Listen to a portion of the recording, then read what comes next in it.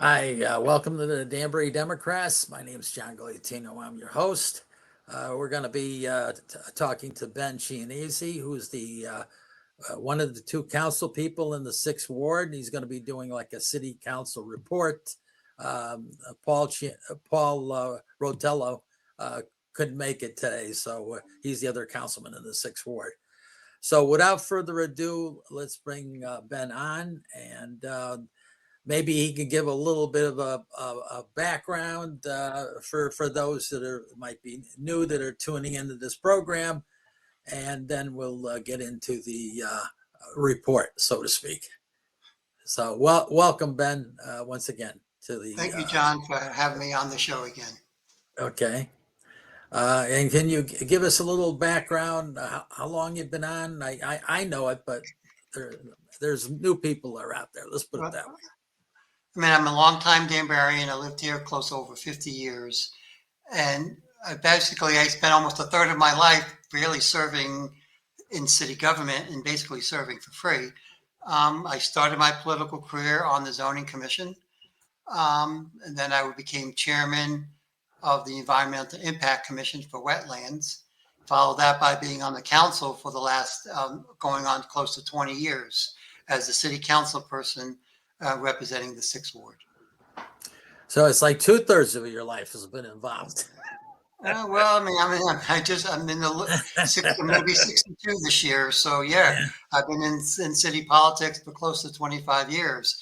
And that's on top of being involved in all the other charities, Chambers, the JCs, where we met, and being on the road to home at Amos House to address the homelessness issue here in our city. So that's on top of that's on top of trying to earn money for a living. Well, and I'm also a certified public accountant, so I get my busy seasons as well. So thank you for all your community service, because we need to be thanked every once in a while, even us dynamos that are constantly working. And also, I was in the National Guard for over 20 years too, so you got to add that. Yeah, I was throwing that in. I figured there was something else in there. Never a dull moment. No, exactly. It keeps you out of trouble. Anyway, the city budget was passed. Do you have any comments you like to make about we're going to have the mayor on in the future, but is there anything that you particularly liked about the budget? In fact, you could do the summary. He's going to cover that too. Yeah. In my opinion, I think the budget addresses the needs that the city has and keeps the city moving forward. Did it address all our needs? Not yet, but I think future budgets will. We just sometimes got to take baby steps to do it. We did increase our police force a little more again. We keep elevating that year after year to get it to the proper strength.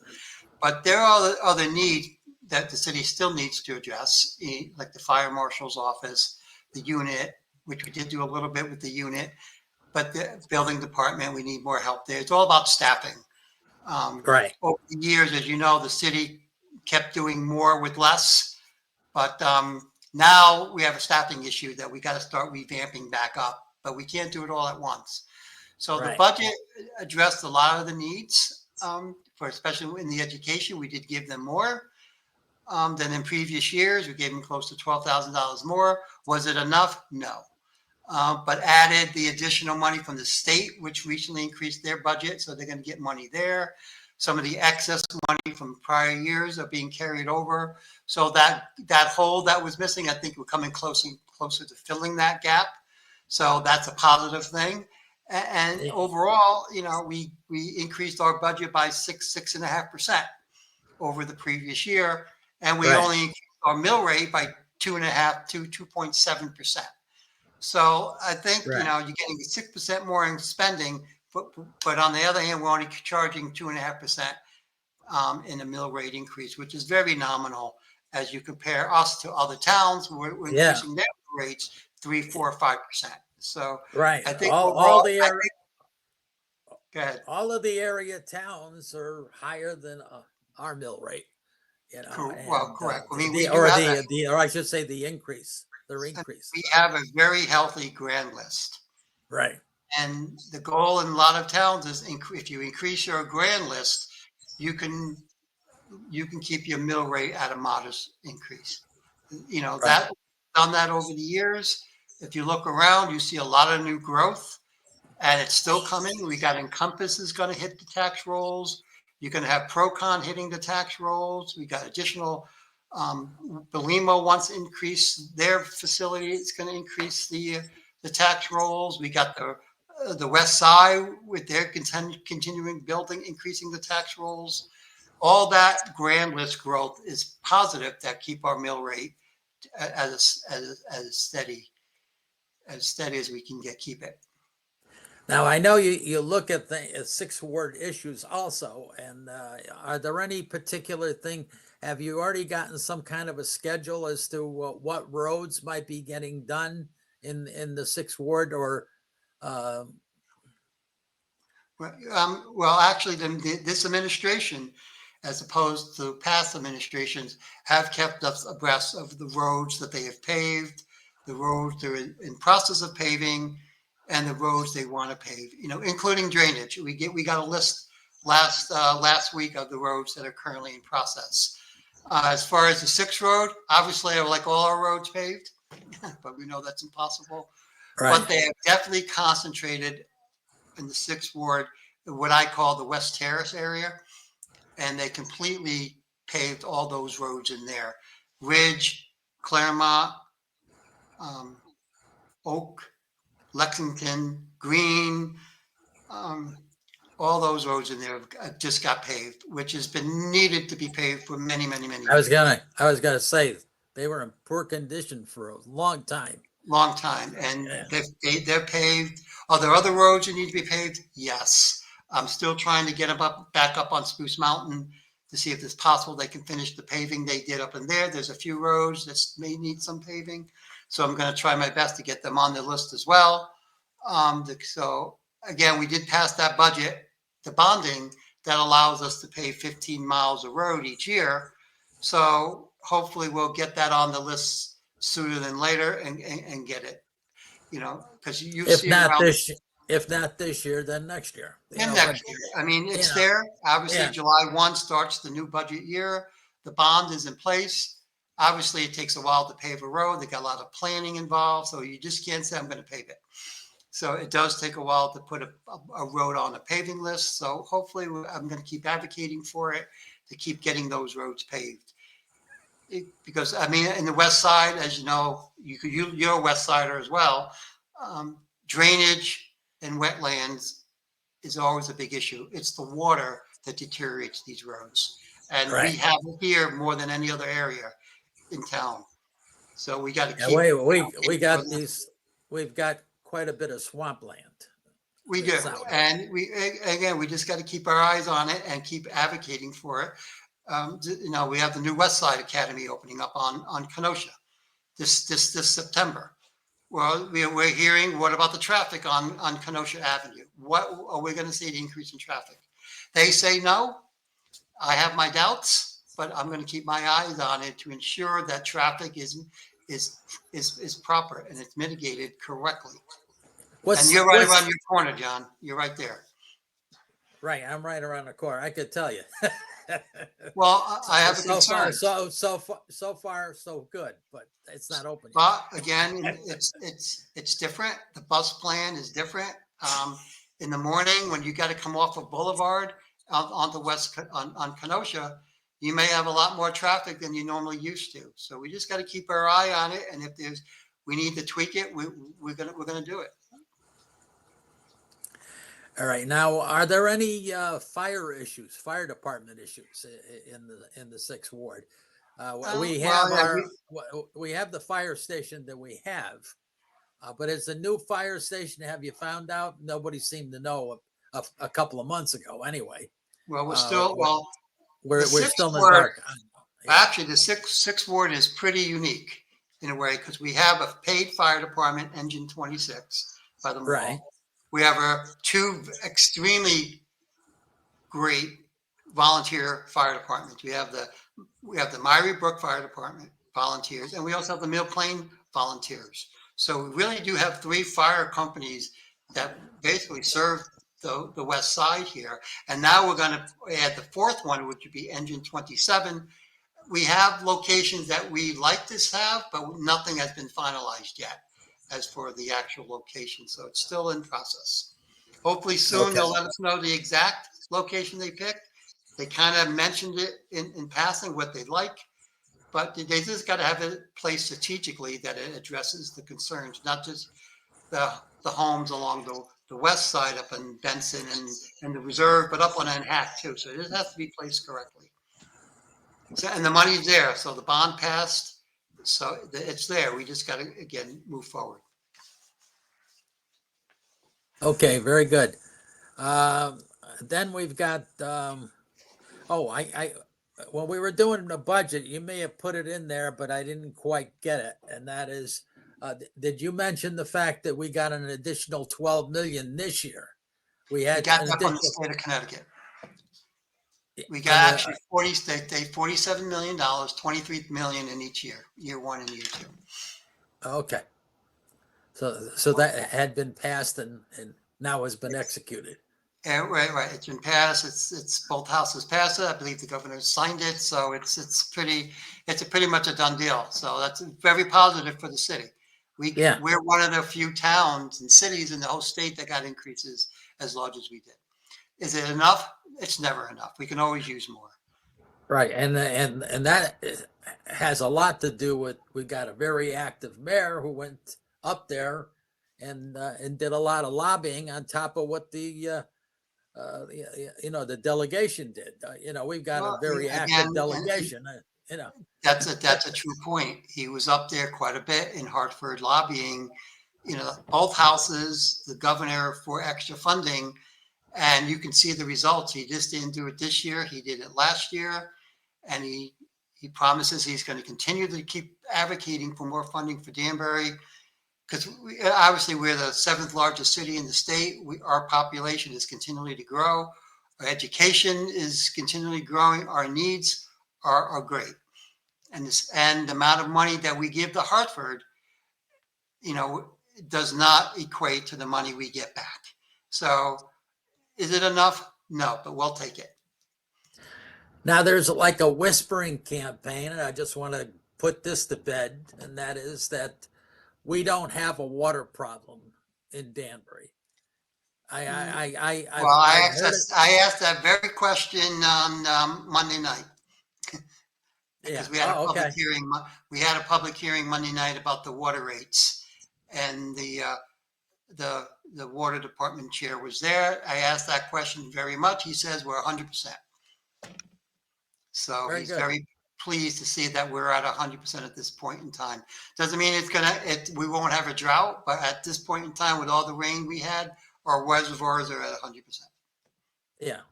I think the lowest that it ever got, and then the whispering campaign started, was it got to 87%, but with all the rains, that has put us in 100% mode, and that's where we like to be, in that neighborhood, so we don't have Well, any issues. well, we do Uh, have that we do have Lake Kenosha, and Lake Kenosha is an is a emergency backup water supply. back of the word, right? And so we have that, and most towns don't have that. which is why we don't swim in it anymore. Once it became the backup reservoir, it prevented us from actually swimming in the lake. We could still put boats in it, non-motorized boats. Yeah, non-motorized. Right, but we cannot swim in any longer. And there's also talk about the boats too, because of the zebra mussels are being put into the lake. There's a lot of that's invasive species is starting to get in the lake. So we're talking about trying to close off some of the ramps and or this, you have to leave the boats there. You can't take the boats to different lakes, which is why the city ramp is closed. It's locked. You got to get special permission or the code to get in the gate, which we'll do, but it's not open to the public like it used to be. You got to get the combination lock and do it. The state ramp is still open, but we're talking about if it's possible for us to close that as well. Only because of the invasive species coming in. If you can leave the boats at the lake, that's what we would prefer you doing. New York State does that too. Right. Okay. Then we've got the tax issue for elderly people that was passed. You did a lot of the work. You were instrumental in. I was one of correct. I was one of the people instrumental to getting it, to create it, and to get it passed. And it was. I think it was very successful in our first year. We had over 266 people qualified for this new credit, which would not have qualified under the old, which is what we wanted. That was the intent. So, and I think there's many more people who would also qualify for it. And unfortunately, the May 15th was the cutoff date. But I think once they see the success of this, I think next year you'll see even more people applying for it, which is imperative. You get your taxes done by April 14th, so you have time to properly submit for this credit. And how does it work? If it gets in by that, May 15th or whatever the date is next year, then it gets applied for July 1st for the taxes for that year. For that year. And then it gets readjusted, Well, they use the 2-year rule. So if you qualify for 1 year, you get it for the next 2. Oh, okay. It just makes it easier on their part. You don't have to come every year. And the place to go where you can get help in getting this together is where? There's always a tax assessor's office. You just call the tax assessors. You can even call the senior center, and also they would help and assist you as well. You can always call the mayor's office. There's always someone to call who can assist. You can call me, and I can direct them as well. All right. So. And just to have a telephone number, your telephone number and your email for any questions that may come up having to do with this this program. In fact. Well, it's my cell phone. It's 203-241-5223. Or the city website is b.chianese@danbury-ct.gov. Okay, very good. So we get that in there. And then the tax assessor's office would be the next preferable. The tax assessor's office. Actually, the tax assessor's office would be your first bet. Call them first. Yeah. And the senior center, if you go to the senior center, they can help you. There's a lot of people who would help as well. But the tax assessor is your best bet. Okay. Now, are there any police issues? We talked about the fire, but are there any police issues that you are aware of? You have like a substation where they stop in, I guess, and get a cup of coffee as they're driving around. It's not really a police station, but well, the west. It's actually in the summit. There is a small police substation there, and an ambulance substation there. It's not used as much as we thought we would use it, but it is there for where the police could use to fill out paperwork and stuff like that. But we do prefer them to be on the road. They are very active. They are pulling people over. They are issuing tickets. I see them a lot more now than I ever did. We're going to have a new DUI grant come out for July for that is coming out. So they're out there. They are pulling in there. So they're more visible than they were before. So we are addressing those issues. I mean, could they be there everywhere? No. But if you see that there's a problem, the chief is always responsive. Just text them or email them saying, listen, I had speeders coming up and down my road. Can you do an extra patrol? He's always willing to do stuff like that to accommodate people if there's an issue. We did one on Pleasant Street. If you noticed, on Pleasant Street, we put up two new stop signs that light up at night. Yes, I did notice that. Yeah. You noticed that, and that's probably one of the first in the city to have those type of signs put up, and that was because of constituents saying something that's a dangerous intersection, and that came from the town hall meeting we had last year in October. That was the result of the city listening to the constituents and acting on it, and hopefully that would work to reduce the number of traffic accidents at that intersection. I haven't heard anything to the contrary, so I assume it's working at this point. So we are taking notice of issues within the ward. Now, reapportionment. I understand that some work was actually done. Is that going to be in effect for this coming year? In other words, does it go in effect for this election that's coming up, or is it going to be held until the next election because of? Go ahead. No, actually, it's funny. It's almost 4 years since we started this process. I think we started in like April of 22 or something, and it got to be a political mess, and it shouldn't. Political football. It was, and it really shouldn't have been. It really should not have been a political issue. We really should have worked together. I wanted to work together. We had a map that we were going to use to start as a footprint to start working together and come up with a map that we all agreed upon. Obviously, it didn't work that way.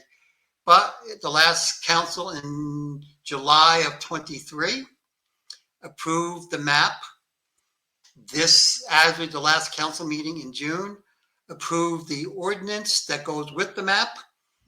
So it's pretty much a done deal. So come November of 25, we're going to have the new drawn redistricting districts. So the 6th ward is going to get smaller. The 7th ward, the 5th ward, a little bit of the 1st ward is going to get a little bigger. Every ward is going to get a little piece of that thing. So the 6th ward is where the biggest change is going to happen. But it's going to, this November, we're going to have all new wards. So I can only speak on the 6th ward. We're going to lose a lot of our downtown now is no longer in the ward. Spring Street, Elm Street, Montgomery, New, Harmony, Stevens, Odeata, Southern Boulevard, a portion of William Street, and maybe a portion of Worcester Heights are going to go into different wards. So we're going to lose 2,500 people in the ward. Well, you got to have a fair vote. One man, one vote. It's the goal is always to balance out the wards based on population, which was, the city population based on the 2020 census was 86,000, so many people. And then it was like 12,180 people per ward. So we had to balance it out to the best we can within 10%. And this does it. It does meet those criteria. Whether I like it or not, it does meet it. Would it be the map I would prefer? No, but it's what the council voted on. And so we just got to deal with what we got. So it's mostly within the downtown areas that got impacted. And they're mainly gone over, and as you say, the 5th and the 7th are getting Correct. The largest part. Mm-hmm. All right. Any other things you'd like to discuss aside from maybe we'll give you your telephone number and your email once again, but we still got another 4 minutes or so to go. Well, just a FYI thing that on in the west side on Sawmill Road, Right. There was a large 27 acres there that was originally, that's zoned IL 40, is now requesting to become a residential zone to put to pick condominium units there, similar to how Crown Point is. That's down further. So that's going to hit the council agenda, the zoning commission sometime. I forgot. I think in July. I think it's going to hit. I have to double check, but it's coming up soon. So if you want to know more about it, you should go to the zoning commission's website and log on to their previous agenda, and it has the start date of that. Whether I'm for it or against it, I have to know more about it. It is a very tricky piece of land. I know that. It's highly environmental because the water course goes right through it. It's not as easy. Well, the water, I can remember from the last project that's on there, actually can hit Lake Kenosha. Yes, it's part of the lake. Yes, the Sawmill Brook runs right through it. Yes, it actually comes down. The Sawmill Brook goes into Sanford Pond. Sanford Pond starts the Still River, which goes into Lake Kenosha, which flows into which starts the Still River. So yeah, it's highly sensitive area. It's an IL 40 now. Obviously, that piece has changed. That whole area has changed, which was once very heavily IL 40, has now been reduced to really heavily residential. So it does follow the building of what's around it, which is residential. The only concern I have is that we're losing IL 40 property, which is like the goal to have in our city. And that builds your grand list better than residential can build it. Well, when you that's put the only drawback in it is losing IL 40 property, which we really can't afford to lose. yeah, but if you have the housing, the housing will also go to the grand list, but it's not as much as if you had commercial property going in. Well, it's always saying you can build residential next to IL 40 property, but you cannot build IL 40 property next to residential because you're going to get a lot of neighbors up and roar about it. Just like we had a few months ago with a piece of property that wanted to build a warehouse next to them, and they fought on. They were very successful to getting it stopped. So that's always the rule of thumb. So you really got no choice to allow it to become residential at this point. One more time, your telephone number and your email.